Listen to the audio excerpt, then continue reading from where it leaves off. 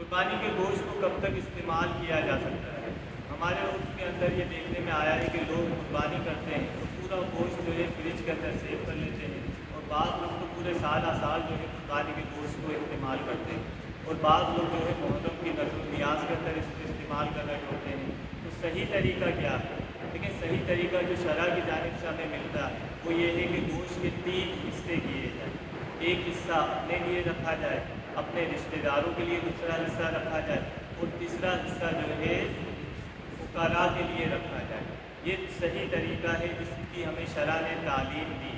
لیکن اس کے برعکس اگر کوئی شخص جو ہے فریج کے اندر پورا گوشت سیو کر لیتا ہے اور وہ اس کو استعمال کرتا ہے، اس کی اس کو اجازت ہے، لیکن یہ مناسب نہیں ہے۔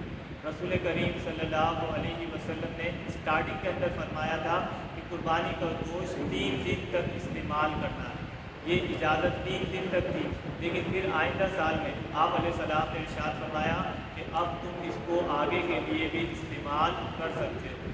لہٰذا جب آپ کے یہاں قربانی ہو تو آپ تو پورے سال گوشت استعمال کرتے ہیں، لیکن جو غربا ہیں، جو فقیر ہیں، جو مسکین ہیں، جو وہ لوگ ہیں جو سفید پوش ہیں، جن کے گھر میں کبھی کبھار گوشت بنتا ہے، ان تک گوشت پہنچانا یہ آپ کی ذمہ داری ہے، یہ آپ کا اخلاقی حق ہے۔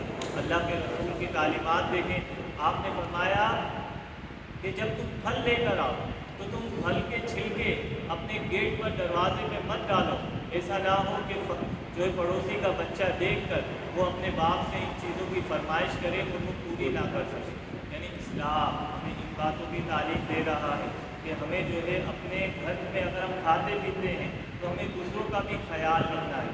اللہ کے رسول نے فرمایا جب تم شوربے والا سالن بناؤ تو اس کے اندر پانی ملا دو تاکہ تم غریب اور فقیر اور پڑوسی تک پہنچا سکو۔ تو یہی ہمیں جو ہے اسلام درس دیتا ہے۔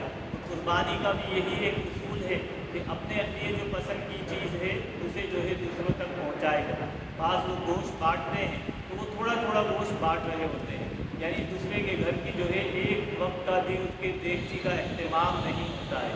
تو کوشش کریں کہ اتنا دیں کہ دوسرے گھر کے افراد ایک وقت کا کھانا اس سے کھا سکیں۔ اللہ ہم سب کو قربانی کرنے کی سعادت نصیب فرمائے۔